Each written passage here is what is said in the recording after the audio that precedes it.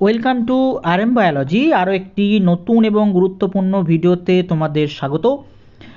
কালকে তোমাদের ভূগোলের পরীক্ষা, সেই পরীক্ষার কিছু গুরুত্বপূর্ণ প্রশ্ন যেগুলো পরীক্ষায় আসতে পারে সেই সমস্ত প্রশ্ন এখানে পেয়ে যাবে, তাই ভিডিওটি শেষ পর্যন্ত দেখো।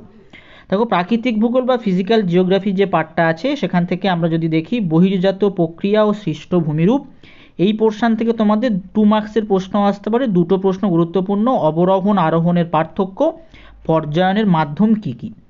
পরবর্তীতে ভৌমজলের কাজ ও কাস্ট অঞ্চল, এখান থেকে দেখো 3 নাম্বার বা 2 নাম্বারে কী কী প্রশ্ন হতে পারে: ভৌমজলের উৎসগুলো কী কী, সম্পৃক্ত অসম্পৃক্ত স্তর কী বর্ণনা করো, টিকা লেখো, অ্যাকুইফার, আর্টেজিয় প্রস্রবণ, গিজার, ভল্কশিয়ার প্রস্রবণ অথবা প্রস্রবণ কাকে বলে, বিভিন্ন প্রকার প্রস্রবণ সম্পর্কে আলোচনা করো। এই টিকাগুলো গুরুত্বপূর্ণ।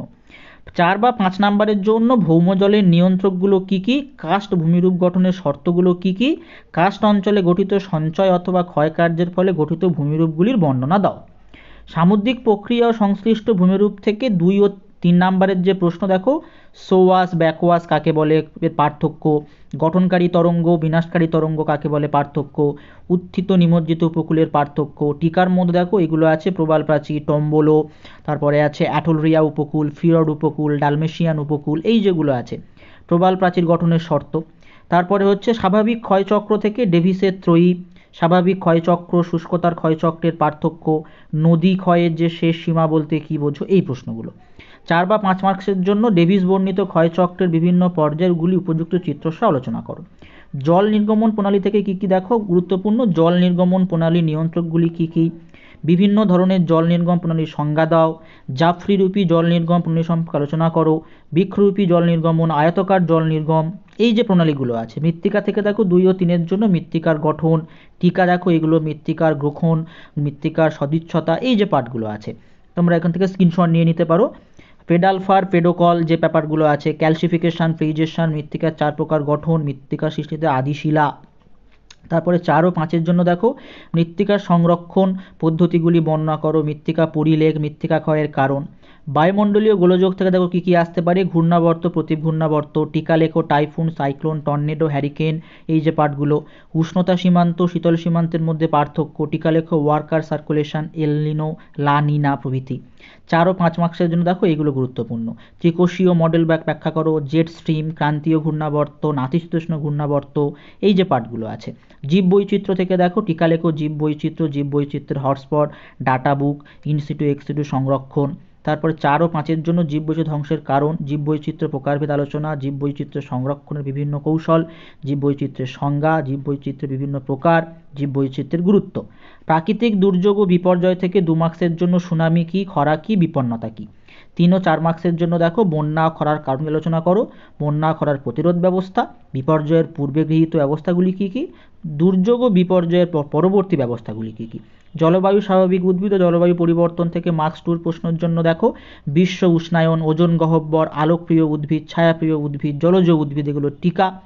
স্বাভাবিক উদ্ভিদের উপর জলবায়ুর প্রভাব।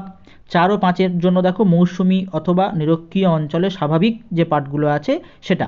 তারপরে আঞ্চলিক ভূগোল থেকে দেখো অর্থনৈতিক যে ভূগোল, অর্থনৈতিক যে কার্যাবলী আছে সেখান থেকে দেখো প্রথম, দ্বিতীয়, তৃতীয় স্তরের অর্থনৈতিক কার্যাবলী। কৃষির ক্ষেত্রে দেখো আর্দ্র কৃষি, শস্য সমন্বয়, শস্য প্রকারতা, নীল বিপ্লব, মিলেট, আর্দ্র কৃষি, শুষ্ক কৃষির পার্থক্য, বাণিজ্যিক কৃষি, উদ্যান কৃষি, ব্যাপক কৃষি, প্রগাঢ় কৃষি, ভারত ও চীনের ধান উৎপাদন, দক্ষিণ ভারতের কফি চাষ, শ্রীলঙ্কায় চা চাষ, মিশরে কার্পাস চাষ, বাংলাদেশে পাট চাষ, শ্রীলঙ্কায় নারকেল চাষ উন্নত। এই যে প্রশ্নগুলো কিন্তু অত্যন্ত গুরুত্বপূর্ণ, তোমরা কিন্তু এখান থেকে স্ক্রিনশট নিয়ে নিতে পারো।